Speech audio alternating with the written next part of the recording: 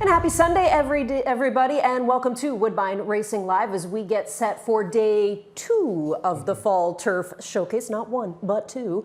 Yesterday, obviously a very busy day, Jeff, beautiful weather, and we have exactly the same weather today, too. Perfect. I wonder if this is it, though. No, it's not it. Don't say that. Do we get another week? I hope.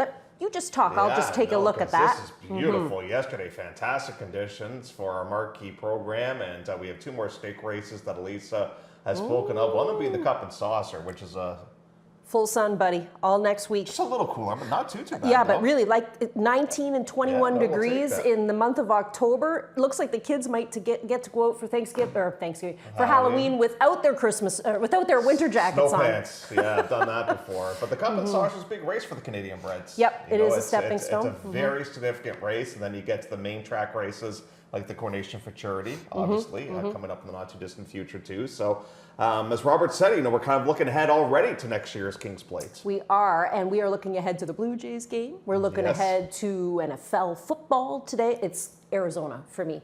Jerry, if you're watching, it's Arizona for me today. Let's remind everybody too about what we have coming up. No racing next Thursday, because this is a reminder for me and Robert, because we might show up on Thursday, but no racing next Thursday because we're going to race on holiday Monday instead with the Thanksgiving program set for Monday, October the 13th, and post time there will be 1:05. So just kind of mark your calendars for that, and a reminder again, no racing this Thursday coming up. Okay.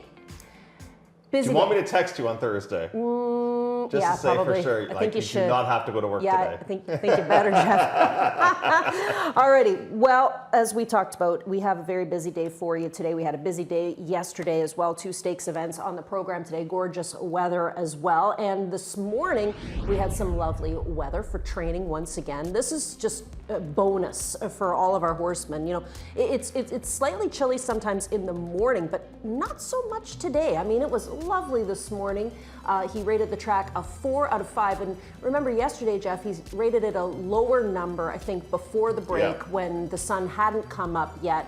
But he rated it a 4 today. Inside's always better. And this is an interesting work of the day, too, Mathematical. Yes, Mathematical won about 3 weeks ago, I would say, and beat not a bad field on that particular occasion, too. This would be really nice for Dave Coy to have a very nice 2-year-old in his outfits, and clearly Mathematical has started to turn the corner off that big maiden win and will be going post-sport in the Glorious Song Stakes. And Ernie says the best race of the day is going to come up in race number 2 on the inside turf course as we get set to go a mile and a 16th. We're going to talk about that race a little bit later on, as a matter of fact, because I do think there's lots of different ways you can go to wrap up the double. And that race is obviously very important. Kicks off the pick 5. We were hoping to have a pick 5 carryover, but Journeyman, the classy old guy, won the nightcap at odds of 7-1. And somebody actually posted on Twitter their winning ticket. One of them, I don't know how many winning tickets there were, but it paid $22,000. He cashed a $22,000 ticket for 20 cents for the pick 5. Well, yesterday we had 2 pick 4s, 2 supers, that paid enormous amounts of money. $45,000, I think, for one of them. The other was around $25,000. Fraser Abley had the hot hand yesterday. Had 3 winners on the program. Josie Carroll with a couple of winners on the program as well. But we will get into the replays from yesterday's stakes events as we kick off our 7 topics for the afternoon. Looking back at what we had yesterday, and it was a great day of racing. We started things off with the Grade 2 Nearctic, going a quick 5/8 of a mile on the inner turf course. And this was plan B, as we found out from Pablo Morales, with Nonay Hudson getting the win. And he is such a great interview, as you found out yesterday, and he brought up so many great points, but the biggest of which was how fast they were going in this race. And that allowed somebody to come from off the pace.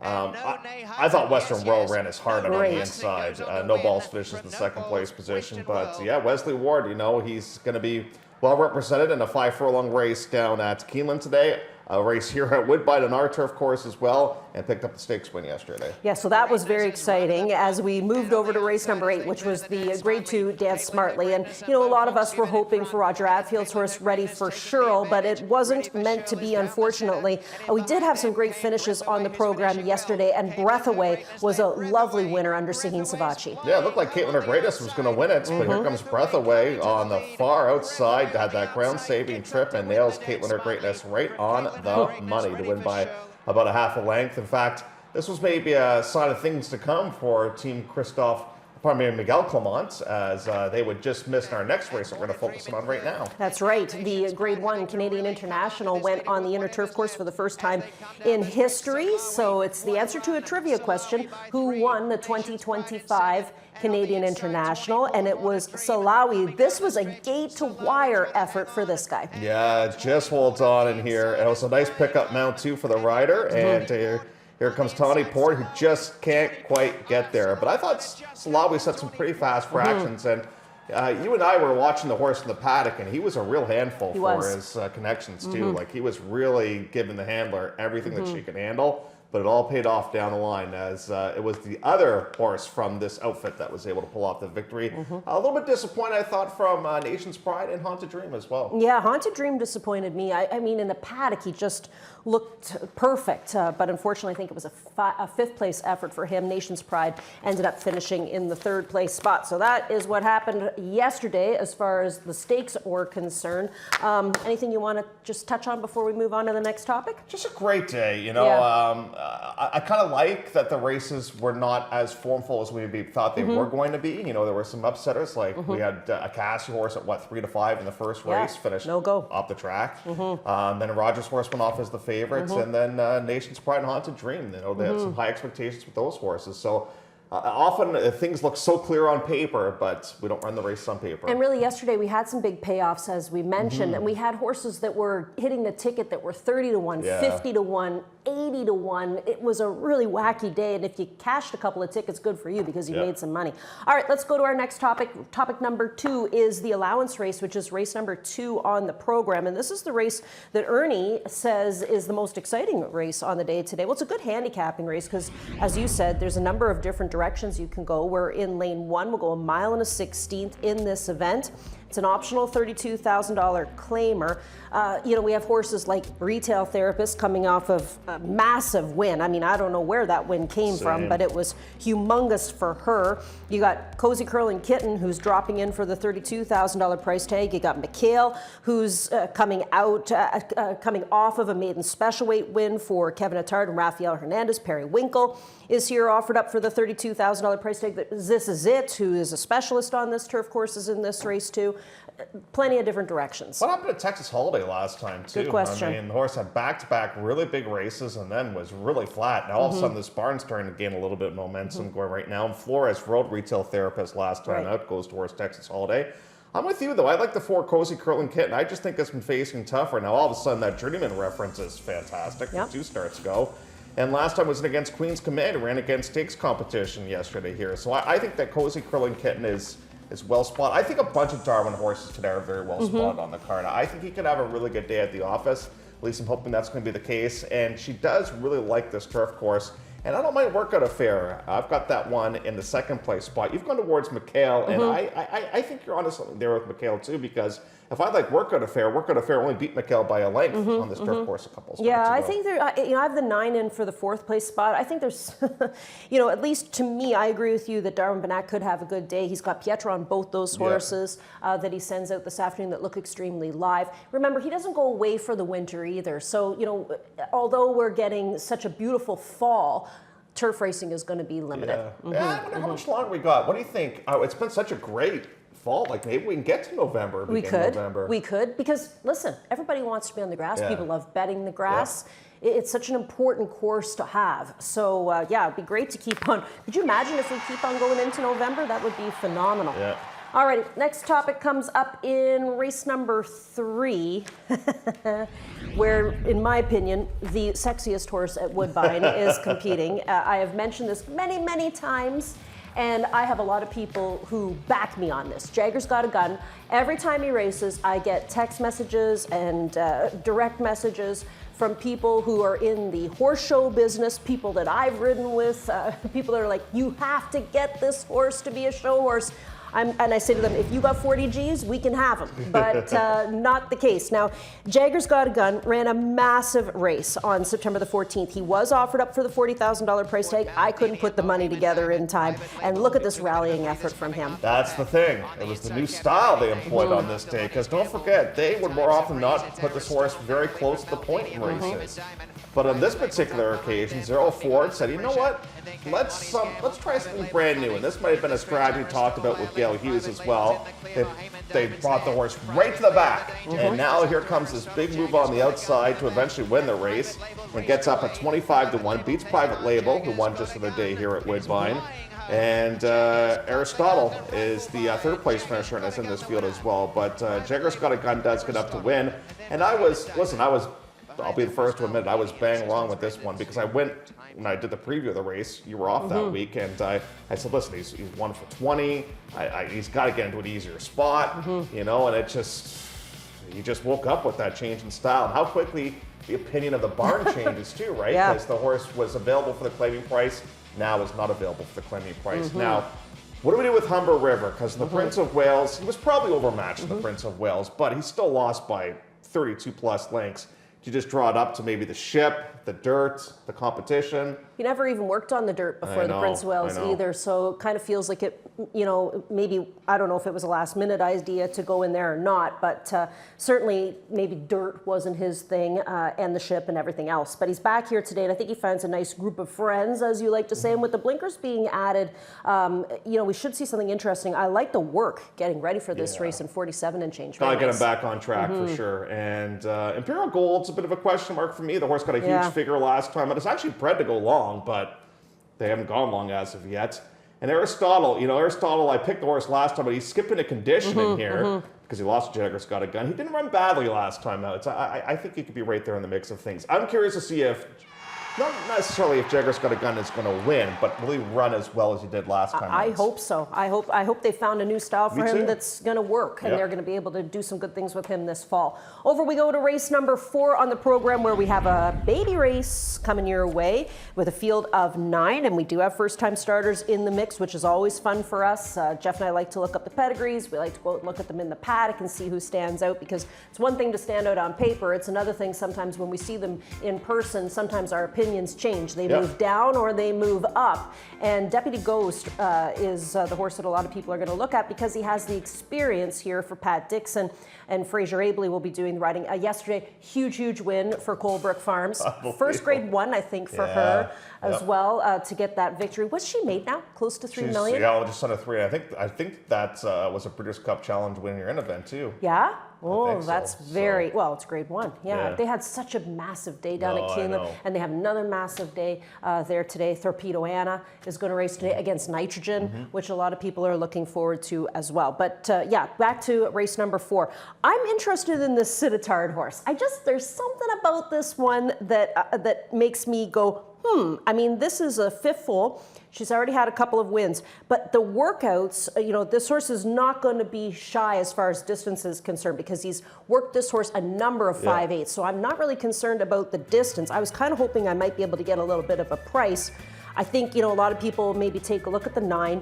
You and I both are interested to see what happens with this one horse as well, and that's Streets Have No Name for Devin Gitlis. Right, so Streets Have No Name is a foal to Hoodless, who is a 3-time winner and has made, you know, a decent amount of money. I like the fact that Savachi rides. The only thing that worries me a tad, and you and I were talking about this when we were doing our handicap, and is just the work tab is not extensive by any means. Where has he been? Right. That's my question. So you work a half, you come up and you work a half right off the bats, and then you go to the gate, and then you go to the gate again, and then you go to the gate again. So 3 consecutive gate works. That's another storyline here too.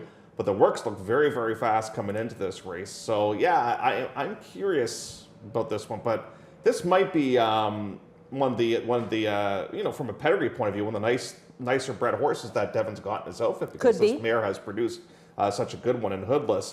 Your horse has done something that is very interesting to me that I really like. It's gone through 3 different auctions.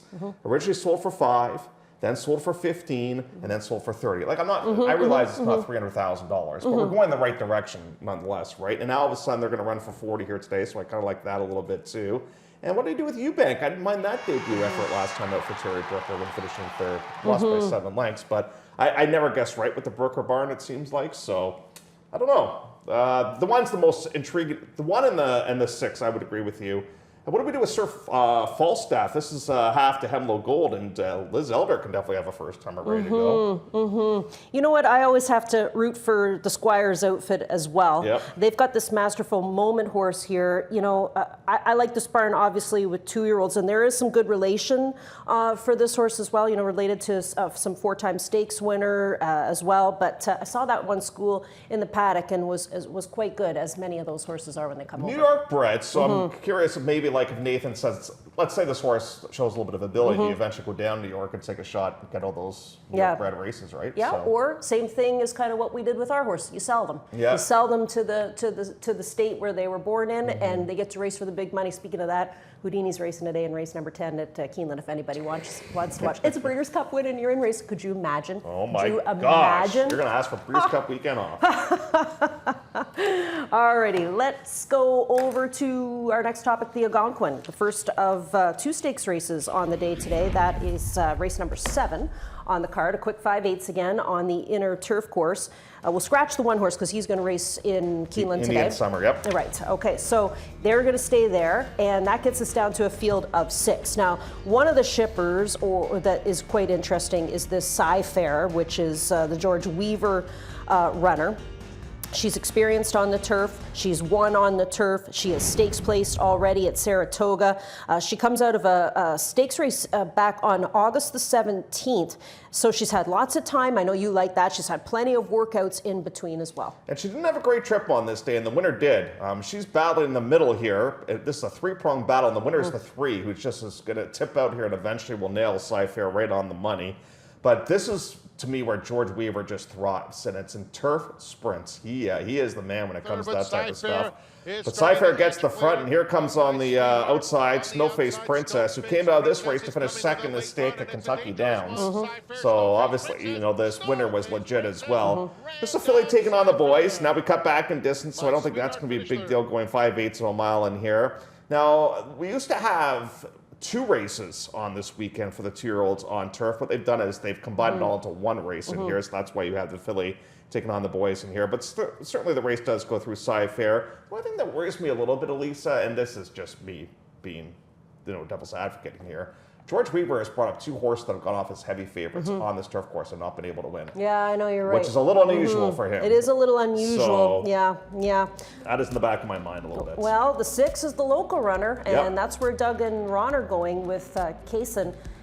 You know, he ran against a good horse in Argos. He's run against a really nice horse in 2-Out Hero. He was a winner for his first 2 starts of his career, including a win in the Victoria, when arguably some people thought maybe Jupiter, with a different trip, might have ended up being the winner. But it seems 3. Look at this. It's all 3-6-6-3. Yeah. Are we not giving enough prop to Shacktown? I realized the Fig didn't come back great, but he was an imposing horse. He was. Yeah, he was. I mean, look, Kevin's had great success with his 2-year-olds this season. This one gets onto the Lasix program here today. I think you got to take a look at the Wesley Ward horse. Why not? Yeah. You know, he had a nice win on the program yesterday. Victor Espinoza is in town to do the riding, and the horse comes in off of a bullet work. And Gypsy Art got to visit Robert Geller. I like the fact that Victor rode the horse last time out down to Colonial. I think that's a big time plus. I think Highway to the Moon ran okay in the Simcoe too. And then you got Rebel 5 as a first-time starter, and guess who the sire is? Vekoma. And everybody, as you said yesterday, wants a Vekoma, right? Lots of people like Vekomas. He, of all age groups, he has 22% with first-time starters. With all age, I forgot to look it up what he has with just his 2-year-olds. But with all age groups, he's 22% with first-time starters. And the mare, she's a half to a Grade 1 stakes place horse named Indian Grayley. So nice pedigree with the 2. Tough draw, but still nonetheless interesting race there for race number 7. So that's the Algonquin. The 9th is the Cup and Saucer. So this is a major stepping stone on the road to next year's plate. Always exciting to watch these horses because we get kind of a sneak peek at just who we might be looking at next season in the big dance. But Military Time was so impressive when we saw this horse win his maiden special weight. It's just so hard to pick against him here today, but there's a couple of things that we found interesting, Jeff. One of which was that he was entered to compete in the summer. Yep. He was a late scratch that day, and by late I mean, let's say the summer went as race number 8 on the card. He was scratched around the 3rd or 4th race. Yeah. The other thing that we find interesting today is that we have Mr. Campos taking over the riding duties, and he very rarely rides for Mark Cassidy. Right, and the one thing that I wrote down in my program, not only in the paddock, but with the running of this race, was just how professional the horse was. I just love the professionalism for a young horse that he showed. He got post 1 on that day. He's going to have post 1 here today. Thank you to Ron Gierking for giving us some great reporting as to why this horse did have to scratch this summer, twisted a shoe, and then stepped on it, and then missed time. And that's why I think there's only that one work. You know, I don't know if I think he's tight enough to win this still, but I think if he doesn't win the race, I think he'll be better next time out. I'm a huge fan of this guy. I think he's got a great deal of talent. The mare was a good one, trained by Ian Black and Red Cabernet. So we'll definitely keep a keen eye on that one. All of us, for the most part, are going to put the 8 as our second pick, that being Dixie Law. Now, Dixie Law ran in the Thelma. That's a tough spot. And behind a good horse yes, now. Exactly. So no shame in losing that one by any means. You've got Joe Sharp bringing up a horse in here, that being Oscar's Encore, rather, I should say. Bouillon, the 4, he has let me down on back-to-back occasions, and maybe he can get back on track here today. And then, of course, we have that scratch of the 5 horse, so that one won't go. So that gets us down to a field of 9. But I would love to see Jose Campos win this race today for Mark Cassidy. Barn. And, you know, the thing too is, and I'm a little biased, obviously, but I just love the way he rides 2-year-olds. I really, really do. And I'm becoming a big fan. And anybody who asks me who I think is very impressive, I got a couple of people to talk about, and they both happen to be represented by former jockey Jerry Olgain, that being Fraser Abley, who gave you 3 nice winners on the program, and Campos, who picks up this ride here today. So I will use that one up on top. But yeah, I mean, Dixie Law, she is a filly taking on the boys here today. But the horse that beat her, Corsia Valache, obviously is quite the monster herself. So race number 9, again, how we kick off the late double for you this afternoon. Topic number 7, Much the Best. It comes up in race number 10. Well.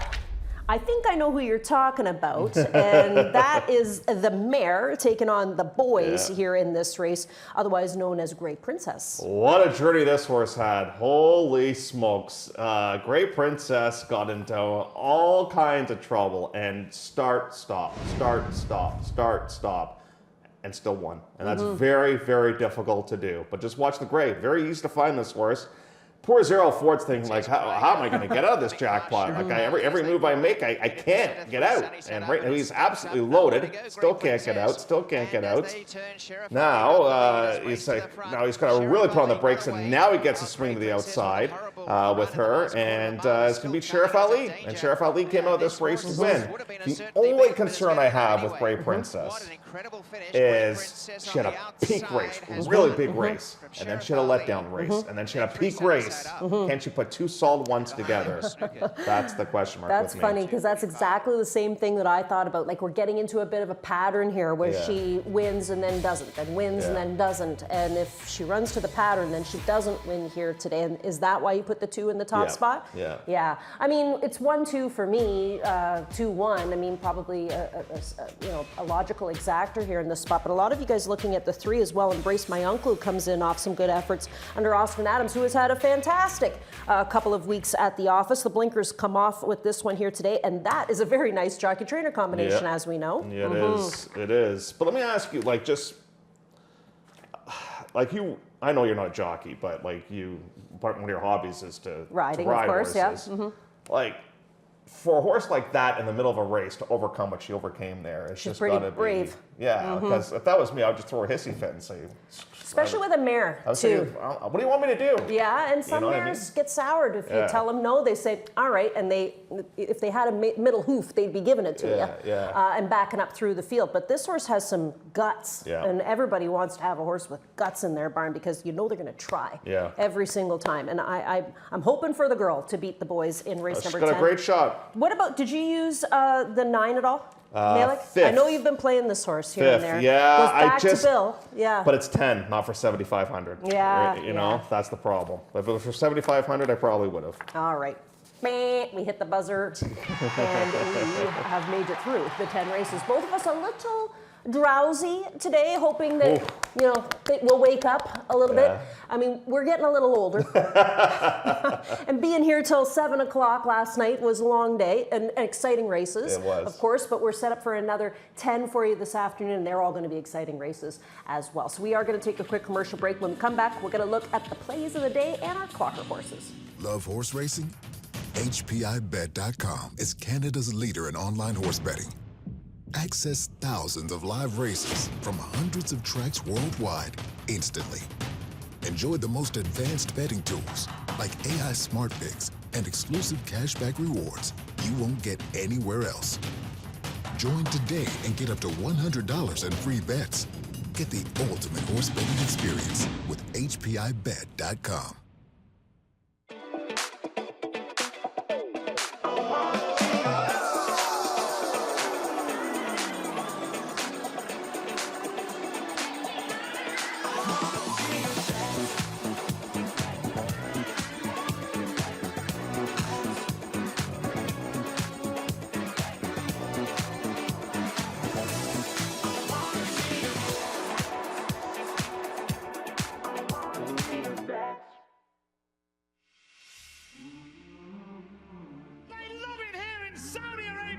This is the biggest race in the world.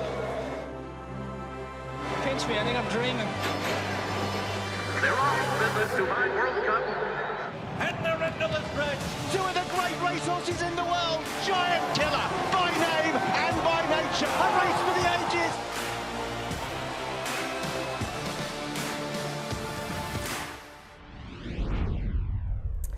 Time for plays of the day. We had a tough day, I think, yesterday. Got off we've to a had good start. We got off to a good start, but then things just went all over the place. What do you have today? A lot of ones, as do you. You have a lot of ones. So my debut thread is Streets Have No Name. I wonder if Bruno's a U2 fan. I wonder. Drop and Pop is going to be Flying Black. And my key in the multi-legs is going to be Uncaptured Moments. And my watch lister is Military Time. So lots of snake eyes for me as I roll the dice with my plays of the day. All right, let's get a look at what I'm sending. I like Flying Black today for this price tag. Sci-Fair, of course, coming in, I think, to win the first stakes event. Military Time and Grey Princess taking on the boys here today. So, yeah, lots of ones for us this afternoon. And, yesterday the rail was golden. Want to remind everybody about that. It was very, very good. Humber River is a top selection for Doug McPherson at 8-5. Indy 1 in race number 6 is a Beat the Fave selection from our Woodbine TV producer. And Ron Gearkink's gone to Military Time at 2-1. Lots of us excited to see what Military Time is able to do. And Ron did talk to Mark Casse. He's got a very good article. Because it explains what happened to the horse. And, obviously when a horse twists a shoe and steps on, he's going to take a piece of his foot off with it, which is why he probably missed a little bit of time. But for Ron to interview Mark and then select the horse, I think that's telling us something too. So all signs point to yes there. Clocker horses for the day. We got 2 of them for you. Now, I like this one. This is interesting. This is the Skittins horse that we keep talking about. Streets Have No Name, who worked on September the 14th from the gate in 49. But as Jeff pointed out, this horse has worked from the gate a lot and had to have been somewhere before shipping up, because the first work was a half. So he must have been at some training center where you don't need to call in the workouts. Reb 5 is top selection as well for Mark Casse in race number 7. Now you get a price on this horse. This is a horse that was supplemented into the Cup and Saucer today. Algonquin. Into the Algonquin. Yes, you're right. But did work with Casson.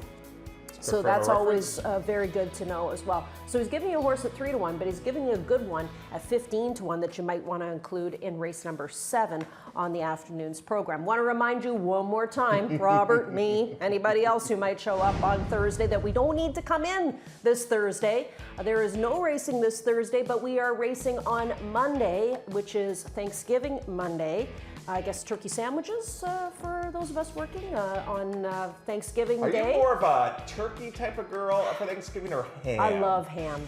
I really, really do. See, I'm with you. I think turkey is a Christmas. Yeah, and I'm like once a year turkey person. Yeah, It's okay. I'm with you. Ham with a nice, like, mustardy. You know that, like, my grandmother used to make that big, huge ham. You know, and then she put the pineapples on top, and then the Girl, you're talking my style. It's just I so love it. good. Maybe and some smashed potatoes, right? or some scalloped potatoes. And then you on could top go of that. back in the refrigerator the next day and slice off a piece of that. sandwiches. So Great. good. Yeah, I'm with So you. yeah, ham. I'm with you. Alrighty, speaking of hams, there's two of them here. 22 minutes to go before race number 1 on the program today. It is day 2 of our Turf Fall Showcase.